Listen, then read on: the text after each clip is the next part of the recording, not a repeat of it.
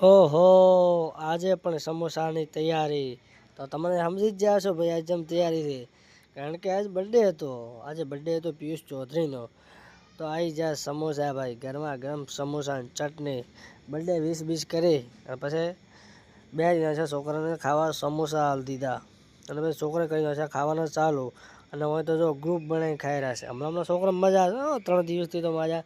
ગરમા ગરમ સમોસા કચોરી બીજી પછી આપણે સમોસો આવી ગયો. તો આપણે પણ રાજી ખુશી થઈને એક સમોસો ઠપકારી જ લીધો ભાઈ. અને પછી હોદનો ટાઈમ થયો અને હેપી બર્થડે લખેલો. કેમ કે કેક કાપવાની હતી. અને ભાઈને તો બિહારી નાખ્યા પિયુષભાઈને તો જુઓ કેક બીજ તૈયારી કરી. અને પછી છોકરા ભાઈ બોલાવી દઉં છું એક વખતનો હેપી બર્થડે ભાઈ બોલવું તો પડે ને. કારણ કે કેક કાપવાનો છે, બર્થડે છે, કેક ખાવી હોય તો ભાઈ હેપી બર્થડે બોલવું જ પડે ને. પછી શરૂઆત કરી નાખી. શરૂઆત કરી અમારા સાહેબ હર્ષદભાઈ વાળીથી. અને પછી એમને પેલી શરૂઆત ખાવાની કરાવી જ નથી ભાઈ.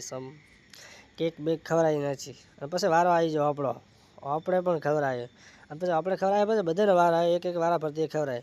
મિત્રો અમારા વ્લોગ તમને ગમતા હોય તો મને ફોલો કરતા રહેજો.